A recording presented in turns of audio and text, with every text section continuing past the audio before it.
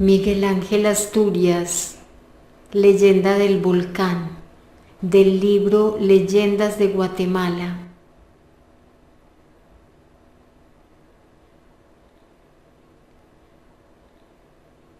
Hubo en un siglo un día que duró muchos siglos.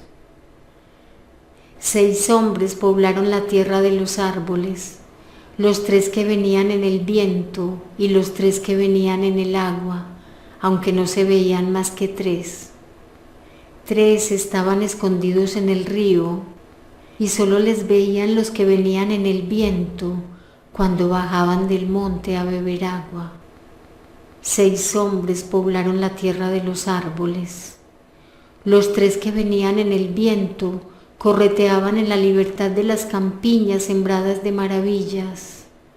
Los 3 que venían en el agua se colgaban de las ramas de los árboles copiados en el río a morder las frutas o a espantar los pájaros, que eran muchos y de todos colores. Los 3 que venían en el viento despertaban a la tierra como los pájaros antes que saliera el sol, y anochecido, los 3 que venían en el agua se tendían como los peces en el fondo del río sobre las hierbas pálidas y elásticas, fingiendo gran fatiga, acostaban a la tierra antes que cayera el sol. Los 3 que venían en el viento como los pájaros se alimentaban de frutas. Los 3 que venían en el agua como los peces se alimentaban de estrellas. Los 3 que venían en el viento pasaban la noche en el bosque, bajo las hojas que las culebras perdidizas removían a instantes o en lo alto de las ramas, entre ardillas, pisotes, micos, micoleones, garrobos y mapaches. Y los 3 que venían en el agua, ocultos en la flor de los pozos o en las madrigueras de lagartos que libraban batallas como sueños o anclaban a dormir como piraguas. Y en los árboles que venían en el viento y pasaban en el agua, los 3 que venían en el viento, los 3 que venían en el agua, mitigaban el hambre sin separar los frutos buenos de los malos, porque a los primeros hombres les fue dado comprender que no hay fruto malo, todos son sangre de la tierra, dulcificada o avinagrada, según el árbol que la tiene. Nido, vio monte en un ave. Uno de los del viento volvió a ver y sus compañeros le llamaron nido. Monte en un ave era el recuerdo de su madre y su padre, bestia color de agua llovida que mataron en el mar para ganar la tierra, de pupilas doradas que guardaban al fondo 2 crucecitas negras, olorosa a pescado, femenina como dedo meñique. A su muerte ganaron la costa húmeda, surgiendo en el paisaje de la playa, que tenía cierta tonalidad de ensalmo, los bosques, las montañas, el río que en el panorama del valle se iba quedando inmóvil, la tierra de los árboles. Avanzaron sin dificultad por aquella naturaleza costeña, fina como la luz de los diamantes, hasta la coronilla verde de los cabazos próximos, y al acercarse al río la primera vez a mitigar la sed, vieron caer 3 hombres al agua.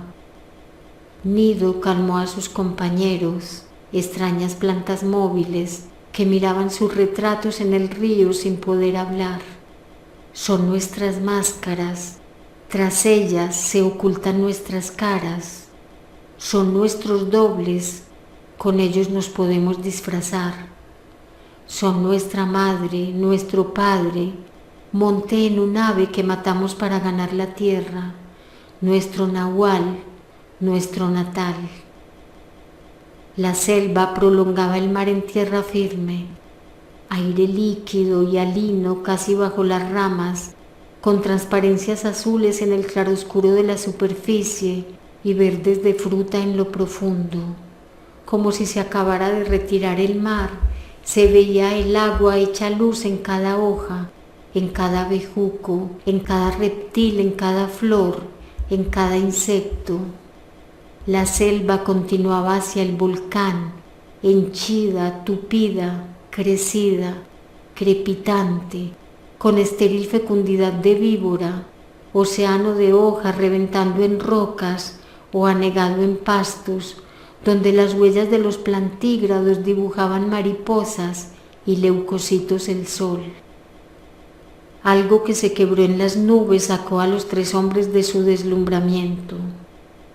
2 montañas movían los párpados a un paso del río.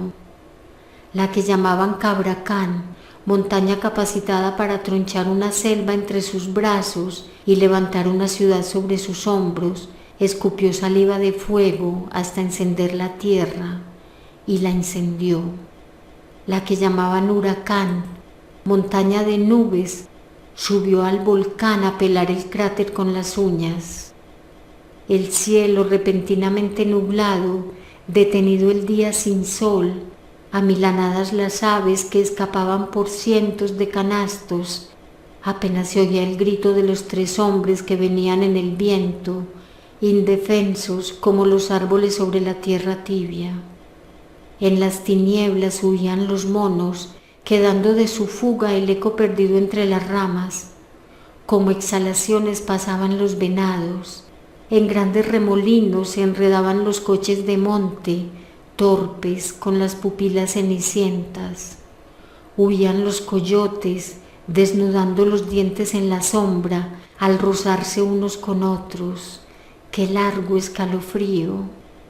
Huían los camaleones, cambiando de colores por el miedo, los tacuacines, las iguanas, los tepezcuintles, los conejos, los murciélagos, los sapos, los cangrejos, los cutetes, las taltuzas, los pisotes, los chinchintores, cuya sombra mata. Huían los cantiles, seguidos de las víboras de cascabel, que con las culebras silbadoras y las cuereadoras dejaban a lo largo de la cordillera la impresión salvaje de una fuga en diligencia. El silbo penetrante uníase al ruido de los cascabeles y al chasquido de las cuereadoras que aquí y allá enterraban la cabeza, descargando latigazos para abrirse campo. Huían los camaleones, huían las dantas, huían los basiliscos que en ese tiempo mataban con la mirada, los jaguares, follajes salpicados de sol, los pumas de pelambre dócil, los lagartos, los topos, las tortugas, los ratones, los zorrillos, los armados, los puercoespines, las moscas, las hormigas.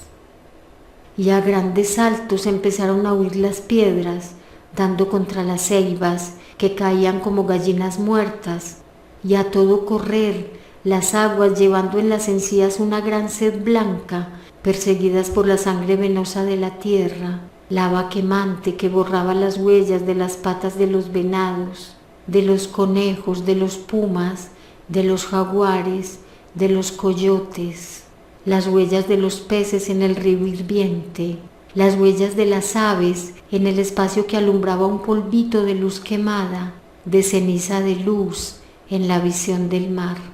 Cayeron en las manos de la tierra, mendiga ciega que no sabiendo que eran estrellas, por no quemarse las apagó.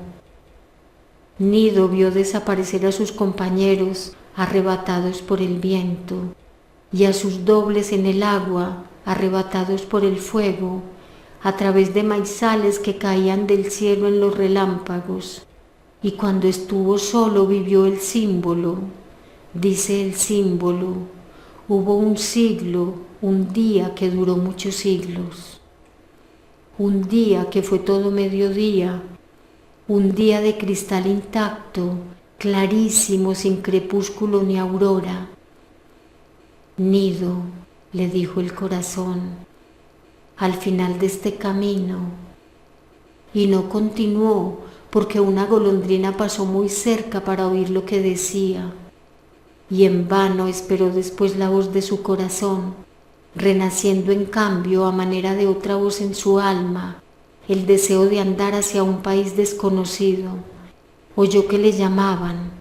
Al sinfín de un caminito pintado en el paisaje como el de un pan de culebra, le llamaba una voz muy honda. Las arenas del camino al pasar él convertíanse en alas, y era de ver cómo a sus espaldas se alzaba al cielo un listón blanco sin dejar huella en la tierra. Anduvo y anduvo. Adelante un repique circundó los espacios. Las campanas entre las nubes repetían su nombre. Nido, nido, nido, nido, nido, nido, nido, nido. Los árboles se poblaron de nidos y vio un santo, una azucena y un niño. Santo, flor y niño, la Trinidad le recibía y oyó. Nido, quiero que me levantes un templo. La voz se deshizo como manojo de rosas sacudidas al viento, y florecieron azucenas en la mano del santo y sonrisas en la boca del niño. Dulce regreso de aquel país lejano, en medio de una nube de abalorio. El volcán apagaba sus entrañas, en su interior había llorado a cántaros la tierra, lágrimas recogidas en un lago. Y Nido, que era joven, después de un día que duró muchos siglos, volvió viejo, no quedándole tiempo sino para fundar un pueblo de 100 casitas alrededor de un templo.